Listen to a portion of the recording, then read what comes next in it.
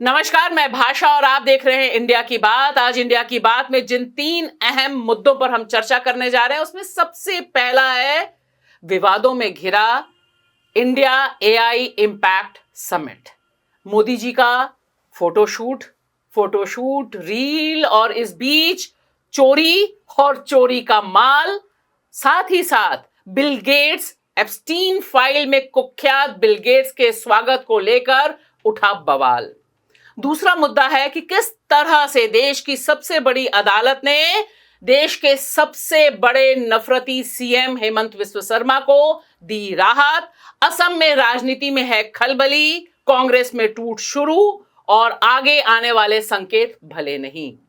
तीसरा सवाल है देश की राजधानी दिल्ली में, दिल्ली विश्वविद्यालय में जिस तरह से एक के बाद एक विवाद गहरा रहा है, वहां पर यूजीसी को लेकर जो प्रोटेस्ट हो रहे हैं उस पर सवाल खड़े हो रहे हैं। साथ ही साथ ब्राह्मणवाद और सामाजिक न्याय की लड़ाई के बीच दिल्ली विश्वविद्यालय ने तमाम तरह के प्रोटेस्ट पर रोक लगा दी है। इन पर करेंगे हम चर्चा और इन तीनों सवाल पे चर्चा करने के लिए स्टूडियो में हमारे साथ मौजूद हैं मुकुल सरल और मुकुंद। सबसे पहला सवाल कि जिस तरह से इतना ग्लैमर, इतनी पब्लिसिटी भारत में, देश की राजधानी में जो एआई इंडिया इम्पैक्ट समिट हो रहा है 16 फरवरी से लेकर 20 फरवरी तक, इसे लेकर जिस तरह का माहौल बनाया गया था, पहले ही दिन विवादों में घिर गया। प्रधानमंत्री नरेंद्र मोदी का यह फोटोशूट और इस फोटोशूट के लिए जिस तरह से पूरे के पूरे पंडाल को खाली कराया गया, इस दौरान जो चोरी हुई और बाद में जिस तरह से गलगोटिया यूनिवर्सिटी ने चोरी का माल अपना माल करके पेश किया, उसे लेकर जो विवाद गिरा है। और उससे बड़ा सवाल एप्स्टीन फाइल में कुख्यात यौन अपराधी के तौर पर स्थापित बिल गेट्स का जो स्वागत हो रहा है, उसे लेकर काफी घमासान मचा हुआ है। इस पर क्या है पंच, बताएंगे मुकुल सरल। भाषा, मेरा मानना है कि इस समिट से हम एक कदम आगे नहीं बल्कि 2 कदम शायद पीछे चले गए हैं। ये बता रहा है कि कितने तैयार हैं हम, चाहे वो सरकार का मिसमैनेजमेंट हो, चाहे वो गलगोटिया प्रकरण हो या बिल गेट्स का मामला। इन तीनों बातों से अंतर्राष्ट्रीय स्तर पर हमारी छवि अच्छी होने की बजाय और हम हंसी के पात्र बन गए। ये बहुत ही गंभीर चिंता का विषय है। भाषा, इस पर क्या है आपका पंच? मेरा साफ मानना है कि मोदी जी हैं तो यह तो मुमकिन है ही।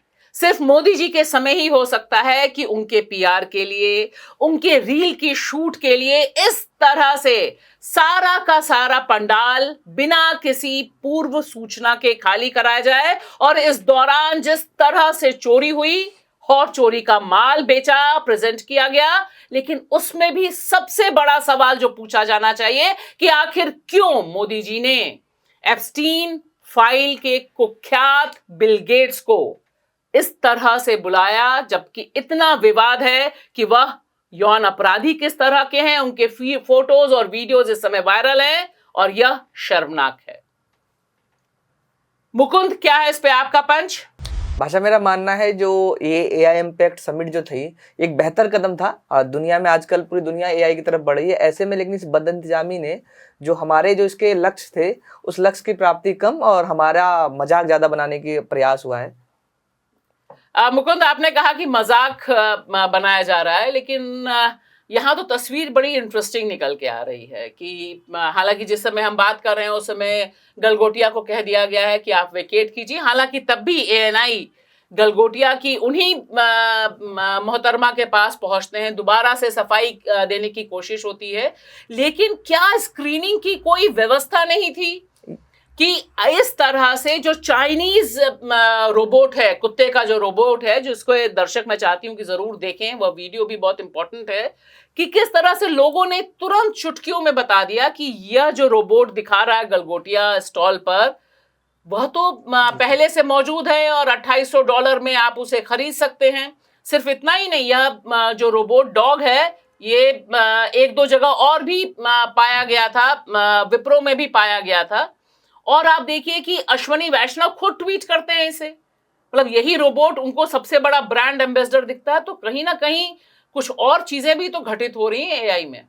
यही सवाल है, जो एआई और दूसरे मंत्री जो हैं, आईटी मंत्री, वो पॉलिटिशियन नहीं है, वो टेक्नोक्रेट मान जाते थे, वो आए हैं प्रोफेशनल्स रहे हैं, उसके बाद वो यहाँ पर वो उनकी स्क्रीनिंग बिल्कुल नहीं है, कौन क्या प्रेजेंट हो रहा है, कैसे प्रेजेंट हो रहा है। एआई के अंदर कुछ अच्छी चीज़ें भी आ रही थी, जैसे इसमें एक एआई का टूल इस्तेमाल किया जाए, जिसमें एफसीआई गोदामों में लगा रही है। वो 11th क्लास की बच्ची है जिसने बताया जो कौन सा अनाज का बोरा सड़ सकता है, उस तरह की चीज़ें भी हैं। लेकिन ये जो सारा प्रकरण इस तरह की चीज़ें आई हैं, इसने पूरी व्यवस्था पोल खोल दी है।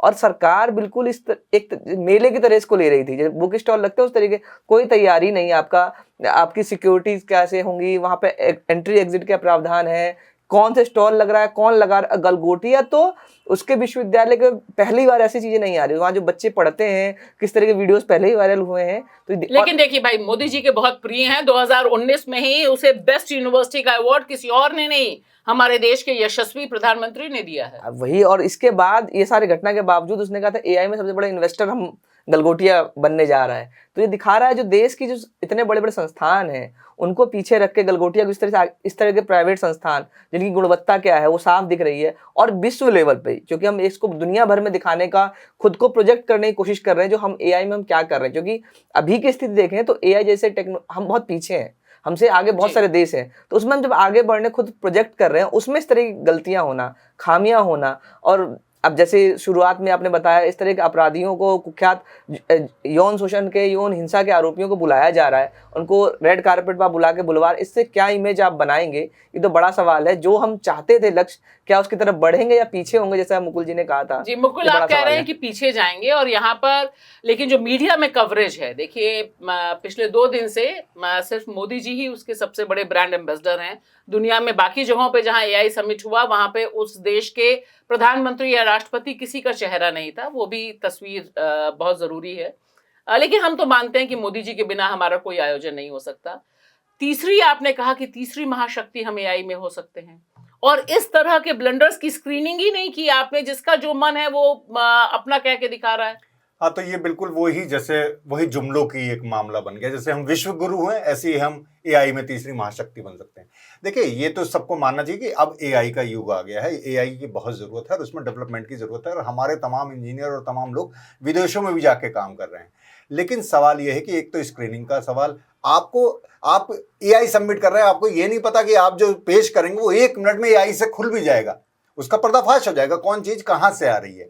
तो इतनी तो कम से कम वो रखनी चाहिए थी। और अब भले ही कोई सफाई दे गलगोटिया, लेकिन ये प्रोडक्ट उसने अपना बनाकर आपकी खुद डेवलप किया है। इस तरह की चीजें आई हैं, डीडी न्यूज तक ने कवर किया है, पूरा वीडियो है, अब वो उसे डिनाई नहीं कर सकता। नहीं, मंत्री जी ने भी ट्वीट किया है, जो अपना रील था उसमें। तो एक तो ये प्रकरण हुआ है, खैर ये तो एक अलग मसला हुआ। लेकिन जो मोदी जी की बात है, चाहे वो किताबों का मेला लगता है तब भी वो बताते हैं कि हमें कैसे पढ़ना चाहिए, जो परीक्षा हो रही है परीक्षा पे वो हर जगह हैं, वो महामानव वाला जो है, नॉन बायोलॉजिकल तो है, तो हर जगह मौजूद होगा। लेकिन वो हर जगह मौजूद होने पर ये नहीं देख पा रहे कि ये जो हो रहा है उसकी क्या क्वालिटी है, क्या उसकी आगे जाकर हमारा मतलब अंतर्राष्ट्रीय सम्मान बढ़ेगा या घटेगा। बस प्रचार प्रचार प्रचार, तो ये एक बड़ी महत्वपूर्ण बात है। और जहां तक बिल गेट्स का मामला है, ऐसे किसी भी आरोपी को आपने आमंत्रित करना अपने आप में ये सवाल है कि आप इन सब चीजों को किस तरह से ले रहे हैं। चाहे वो हरदीप पुरी का मामला हुआ, चाहे यानी आप इस पर कोई संज्ञान ही नहीं ले रहे हैं और आपको ये लग रहा है कि मामूली चीजें हैं।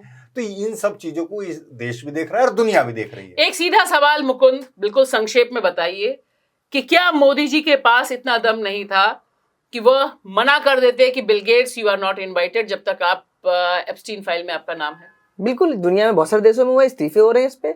ये सवाल तो इंटेंट का है ना, आपका इंटेंट क्या है। भारत देश के तौर पे बिल गेट्स के हम किसी भी ऐसी शक्ति को रोक सकते हैं या ऐसे किसी भी व्यक्ति को रोक सकते हैं, लेकिन इंटेंट तो प्रधानमंत्री को दिखाना है। बल्कि वो तो रेड कार्पेट, अब हो सकता है आजकल में उनका भाषण भी होना था। अब देखिए, अगर भाषण देते तो और शर्म की बात होगी हमारे एआई समिट में आके इस तरह का आदमी, जिसके उसके परिवार से लेकर हर जगह लोग उस पर सवाल उठा रहे हैं, वो इनोवेशन पे आके हमें बताएगा, तो ये बड़ा गंभीर चिंता का सवाल है। मुकुल, आपको क्या लगता है कि क्या हिचकिचाहट रही होगी, क्योंकि एक दिन बाद ही पूरी खबरें चलने लग गई। सुबह पीटीआई ने खबर चलाई कि भाई बिल गेट्स नहीं है, इनका लिस्ट में नाम नहीं है। फिर एएनआई आया डिफेंस में कि नहीं नहीं नहीं नहीं बिल गेट्स है, और बिल गेट्स फाउंडेशन ने भी कहा कि भाई ये कीनोट स्पीकर है, रहेंगे। ऐसा शख्स जिसके वीडियो फोटोज यौन उत्पीड़न के सोशल मीडिया में भरे हुए हैं और जिन पर सवाल उठाया जा रहा है, ऐसे शख्स को हम बुला रहे हैं अपने यहाँ। नहीं, देखिए, मैं सोचता हूँ कि बिल गेट्स तो बात की बात है, वो कैसे उन्हें इनकार करें जब उनके अपने मंत्री उसमें फंसे हुए हैं और उनके लिए वो एक शब्द नहीं बोल पा रहे। तो यानी अगर बिल गेट्स को मना करते हैं वो, तो ये समझे कि हरदीप पुरी को भी फिर कुछ के लिए भी एक्शन लेना होगा। नेतन्याहू के से भी मिलने पर उन्हें सोचना होगा। ट्रम्प से तो वो उनके ओल्ड फ्रेंड है ही। तो ये पूरा जो नेक्सस है, दरअसल क्या है कि बिल गेट्स को इनकार करने का मतलब आपको फिर अपनी स्थिति स्पष्ट करनी होगी, और वो स्थिति अपनी स्पष्ट नहीं करना चाहते। जी, अब हम चलते हैं अपने दूसरे अहम सवाल की तरफ, जिस पर दुनिया भी देख रही है और देश तो देख ही रहा है कि असम में आखिरकार हो क्या रहा है। जिस तरह से देश की सबसे बड़ी अदालत सुप्रीम कोर्ट ने देश के सबसे बड़े नफरती मुख्यमंत्री हेमंत बिस्व शर्मा को बड़ी राहत दी और याचिकाकर्ताओं को कहा कि हेट स्पीच पर मामला गुवाहाटी हाई कोर्ट ले जाएं। यहां मैं याद दिला दूं कि जिस तरह से असम बीजेपी ने ट्वीट किया था हेमंत बिस्व शर्मा का वीडियो, जिसमें कोई संदेह नहीं था वह खुद गोली चला रहे थे, सामने एक मुसलमान था और सीधे कहा गया था कि किस तरह से नो मर्सी का स्लोगन था। लेकिन ठीक इसी समय एक तरफ सुप्रीम कोर्ट से राहत मिलती है और दूसरी तरफ दिखाई देता है कि कांग्रेस में टूट शुरू हो जाती है। कांग्रेस के नेता जो लंबे समय से रडार पर थे हेमंत बिस्व शर्मा के, उनका बीजेपी में शरणम गच्छामी होता है, उसका अनाउंसमेंट भी हेमंत बिस्व शर्मा करते हैं। इस पर क्या है पंच, बताएंगे मुकुंद। भाषा मेरा मानना है जो सुप्रीम कोर्ट ने हेमंत बिस्व शर्मा को बचा लिया, आसाम के अंदर हेट पॉलिटिक्स अपने चरम पर है। लेकिन दूसरी तरफ सवाल यही है जो कांग्रेस के नेताओं का बीजेपी के लिए इतना प्रेम क्यों उमड़ का आ रहा है और कांग्रेस क्यों नहीं संभाल पा रही से। मुकुल, क्या है इस पे आपका पंच? देखिए, सुप्रीम कोर्ट के फैसले से तो मुझे बहुत निराशा हुई। यानी एक तरह से उन्होंने इस पे संज्ञान लेने से मना कर दिया। यानी नफरत की खुली छूट है, और बीजेपी की तो खुली छूट है, वो जो चाहे। सुप्रीम कोर्ट कह रहा है कि कई मामले लाइए, आप कई लोगों को बताइए। ये बड़ा एक मुझे शर्मनाक है, क्योंकि एक तरह से जो वीडियो है हेमंत बिस्व शर्मा का, वो एक तरह से नरसंहार को उकसा रहा है। दूसरी बात कि ये कांग्रेस के लिए भी आत्ममंथन का समय है कि उसकी पार्टी में किस तरह के लोग भरे हुए हैं। शर्मा जी भी उन्हीं के प्रोडक्ट हैं, तो ये कांग्रेस को भी सोचना चाहिए। भाषा, इस पर क्या है आपका पंच? एक बात बिल्कुल साफ है कि सुप्रीम कोर्ट ने एक तरह से ऐलान कर दिया कि इस देश में नफरत फैलाना अब नया नॉर्मल है। इस पर किसी भी तरह से रोक नहीं लग सकती। जब देश की सबसे बड़ी अदालत सिर्फ एक शब्द में यह नहीं कह सकती कि हेमंत बिस्व शर्मा और असम बीजेपी का यह आचरण गलत है, तब गुवाहाटी हाई कोर्ट से यह एक्सपेक्ट करना, हम सब जानते हैं कि आगे क्या होगा, और यह शर्मनाक है। मुकुल, जो तस्वीर सामने आ रही है वह तस्वीर यह बता रही है कि असम नफरत शरणम गच्छामी चला गया है। कोई ताकत इस समय भारत में रोक नहीं सकती। और जिस तरह से कांग्रेस के नेता भूपेंद्र बोरा शामिल हो रहे हैं बीजेपी में, हेमंत बिस्व शर्मा जो कांग्रेस से ही आए और बीजेपी में गए, और बीजेपी में जाकर सबसे नफरती सीएम के तौर पर उन्होंने ख्याति प्राप्त की। अब असम के मुख्यमंत्री कह रहे हैं कि कांग्रेस का आखिरी हिंदू नेता बीजेपी में आ गया है। तो यह तस्वीर अपने आप में बड़े सवाल पेश करती है। हाँ, ये सवाल तो है ही, और मुझे लगता है कि इसमें तो कांग्रेस को ही सोचना होगा, राहुल गांधी को भी सोचना होगा। केवल वो अकेले दम पर संसद में भाषण देकर बाहर पार्टी को नहीं बचा सकते। संगठन की पूंजी उनके पास नहीं है, और ये पहले से था, चाहे वो आज़ादी के समय से हम देख रहे हैं, अब तक तमाम संघीय और हिंदूवादी और बीजेपी परस्त नेता कांग्रेस में हैं, और उन्हें बाकायदा बचा के रखा जाता है। बीजेपी उन्हें पालती पोसती है, और फिर समय समय पर जैसे जैसे चुनाव आते हैं वो लोग बीजेपी में आते हैं, एक तरह से डैमेज करते हैं कांग्रेस को। तो कांग्रेस के लिए बहुत आत्ममंथन का समय है कि वो एक आइडियोलॉजिकल अपनी फाइट देना चाहती है नहीं, और ऐसे नेताओं के सहारे तो बिल्कुल नहीं दे सकती। इसलिए बीजेपी का अपर हैंड है असम में, और मुझे लगता है कि असम फिर उनके पास चला जाए तो कोई हैरत नहीं होगी। मुकुंद, जो तस्वीर है उसमें काफी डरावनी तस्वीर है बुनियादी तौर पे, और सिर्फ असम ही नहीं, हम देखते हैं कि बाकी जो बीजेपी शासित राज्य हैं वहां के मुख्यमंत्री भी लगातार इस होड़ में है कि कौन सबसे नंबर 1 नफरती सीएम बन सकता है। धामी भी स्टेटमेंट देते हैं, हर जगह योगी आदित्यनाथ इसके लिए कुख्यात रहे ही हैं। लेकिन असम एक अलग ढंग की प्रयोगशाला है, और इसमें किसी भी तरह से रोक ना लगना, क्योंकि ये जो वीडियो है जो बाद में असम बीजेपी ने खुद ही डिलीट किया बाद में, लेकिन जहां पहुंचना था वो पहुंच गया, और उन्होंने बता दिया कि सबसे बड़ा शिकारी मुसलमानों का हेमंत बिस्व शर्मा है, और वो पॉइंट ब्लैंक पर विदाउट एनी मर्सी शूट कर सकते हैं। तो ये जो मतलब ये जो वीडियो है, इस तरह के वीडियो उसके जो राइट विंगर्स लोग हैं सोशल मीडिया पे ऐसे ही शेयर करते रहते हैं। लेकिन ये पहली बार था संवैधानिक पद पर बैठा व्यक्ति और ऑफिशियल पेज से एक नेशनल पार्टी के स्टेट हैंडल से वो आ रहा है, और उसके बाद कोई इस पर सो मोटो लेने की छोड़ो, जब लोग जा रहे हैं उस पर सुप्रीम कोर्ट रिएक्ट नहीं कर रहा है, एक गंभीर चिंता का सवाल तो है ही है। और इस घटना के पूरे बाद भी हेमंत बिस्वा शर्मा कहीं भी डिफेंसिव नहीं आ रहे हैं, वो एग्रेसिव है, उस बात को प्रूव कर रहे हैं। वो ये कह रहे हैं जो मुसलमान है, हम बंगाली जो बांग्लादेश के मुसलमान है उसको बोल रहे हैं मियाँ मुसलमान है, हम हिंदुस्तानी मुसलमान नहीं, ये सब कहना। और इसके बाद कोर्ट क्या करेगा, जज क्या होंगे हाई कोर्ट्स में, लेकिन पॉलिटिकल लीडरशिप जो है उस पार्टी की, जो विश्व गुरु बनना चाह रही है, वो उस देश के बड़े बड़े प्रधानमंत्री और गृह मंत्री से लेके किसी का रिएक्शन नहीं आना, कोई एक सो को नोटिस तक नहीं पूछ रहा उनसे, जो आप इस तरह कैसी भाषा बोल रहे हैं और क्या कर रहे हैं। तो ये बड़ा चिंता का सवाल सिर्फ एक स्टेट के लिए नहीं, पूरे देश के लिए है, कैसा समाज बन रहा है। और उसके बावजूद वो नेता हर बार जीत के आ रहा है, और अभी भी उम्मीद है जोड़ तोड़ से अगर कहीं वापस आ जाए या ना आए वो तो चुनाव के बाद, लेकिन ये स्थिति तो बहुत बेहद चिंताजनक है, जिस पर कोई सवाल करने वाला ही नहीं बच रहा है। जी बिल्कुल सही, आपने कहा कि कोई सवाल करने वाला नहीं। अब हम चलते हैं अपने तीसरे मुद्दे पर, वह भी जुड़ा हुआ है कि देश में कानून व्यवस्था का जो पैरामीटर है वो कहाँ है।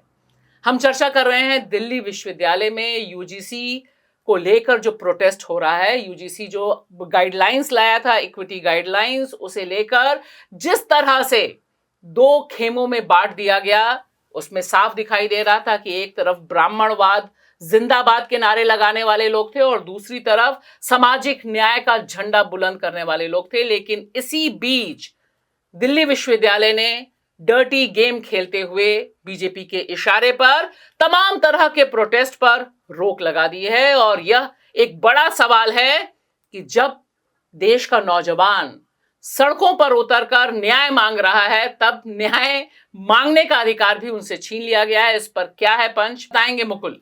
भाषा, मेरा मानना है कि जैसी स्थिति है वो मंडल 2 जैसी स्थिति बनती दिख रही है। अभी कोर्ट में भी ये मामला है और उस पर सुनवाई है मार्च में। और जिस तरह का विभाजन सामने आया है उससे समाज की हकीकत तो सामने आई है कि कैसा बंटवारा है। हम ऊपर से ढकते छुपाते भले ही रहें। और सवाल इसमें बीजेपी और एबीवीपी से भी है, जो छात्र संगठन है आरएसएस का, कि उनका क्या स्टैंड है। उन्होंने इस पर चुप्पी साध रखी है। एक तरफ वो उसे ब्राह्मणवाद जिंदाबाद को बढ़ावा दे रहे हैं, दूसरी तरफ उन्होंने एक चुप्पी लगा रखी है ताकि एक बड़े वर्ग का वोट बैंक उसके हाथ से ना जाए। उन्हें अपना स्टैंड साफ करना चाहिए कि वो इसके पक्ष में है या विपक्ष में। भाषा, इस पर क्या है आपका पंच? मेरा साफ मानना है कि बीजेपी आरएसएस का डर्टी गेम चालू है और दिल्ली विश्वविद्यालय उसकी प्रयोग स्थली बना दी गई है। उससे भी बड़ा सवाल है कि अगर देश की राजधानी में एक थाने के भीतर कैमरा ऑन करके एक महिला छात्र नेता को बलात्कार की धमकी दी जा सकती है, तब हम सोच ही सकते हैं कि मोदी राज में बेटी कितनी सुरक्षित है। क्योंकि किसी भी तरह की कार्रवाई इन तमाम लोगों पर नहीं हुई जो ऑन कैमरा हिंसा करने की, बलात्कार करने की धमकी दे रहे थे। मुकुंद, क्या है इस पे आपका पंच? भाषा, मेरा मानना है जो ये एक तरीके का साफ दिखा रहा है, जो कैंपसों के अंदर खास तौर पे डेमोक्रेसी बचेगी या नहीं बचेगी इसकी लड़ाई भी है। और या एक तरीके के लोगों को छूट दे दिया गया है जो पूरे कैंपस को कब्जा कर ले, विशेष विचारधारा के लोगों को। और जिस तरह लठैतों की भूमिका में छात्र नेताओं को भेजा जा रहा है और वो जिस पूरे कैंपस में एक तनाव का माहौल पैदा कर रहे हैं, ये बड़ा चिंता का सवाल है।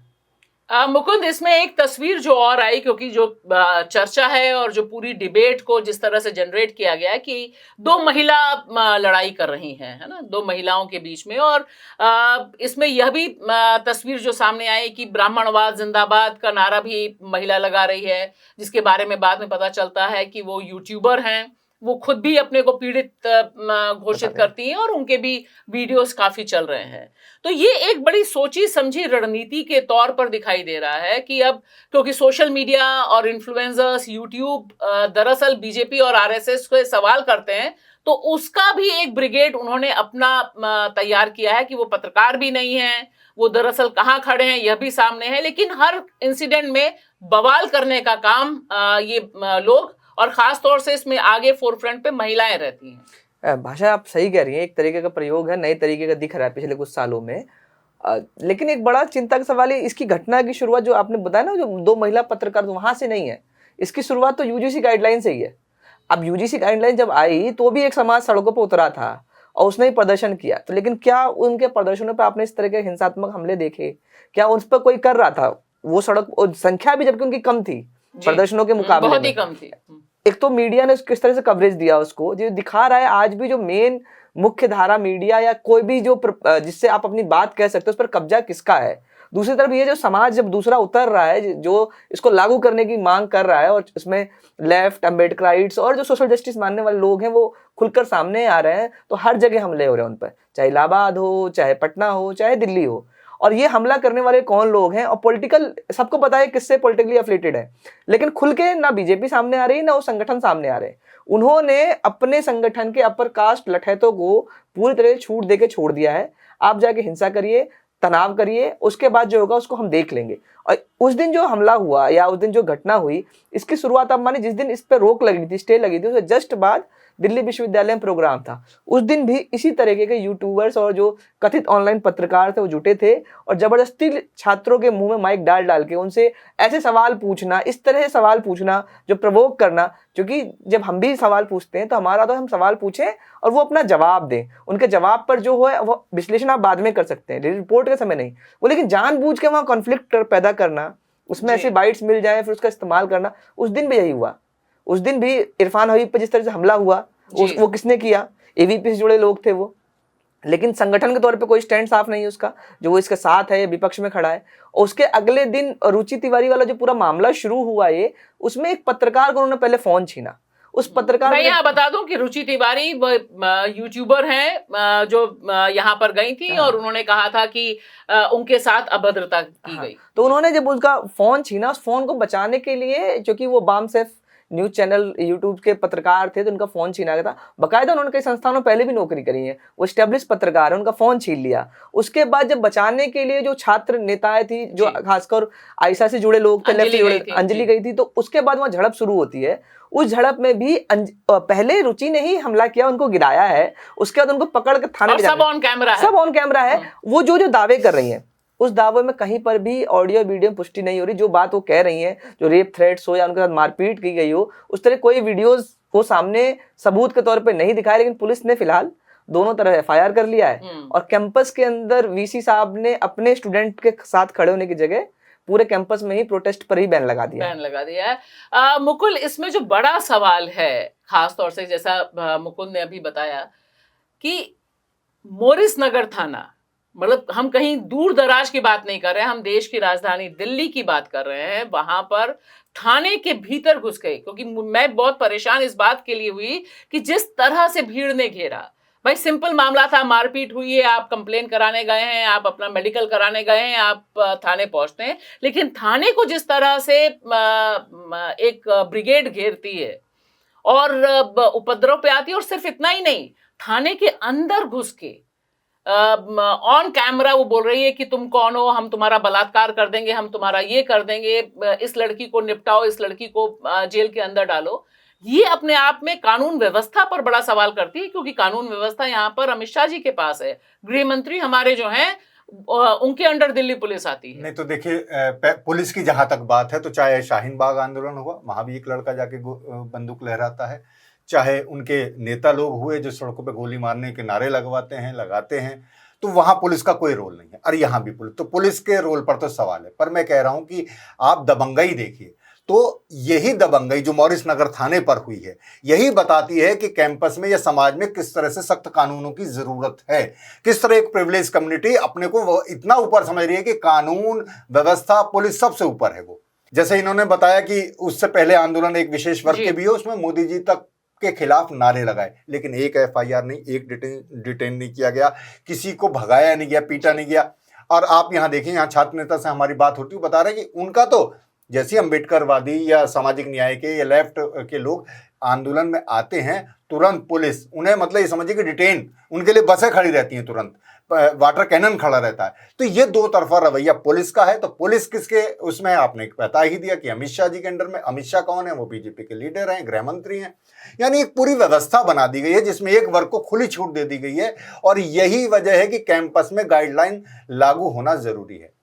चलिए देखते हैं कि कितनी कैंपस में गाइडलाइंस होंगी, लेकिन एक बात आज की तारीख में साफ है, मामला कानून ना होने का नहीं है, कानून हैं, लेकिन कानून किसके लिए कैसे काम करेगा, इसके लिए दो अलग अलग रूल्स बन गए हैं, दो अलग अलग गाइडलाइंस हैं।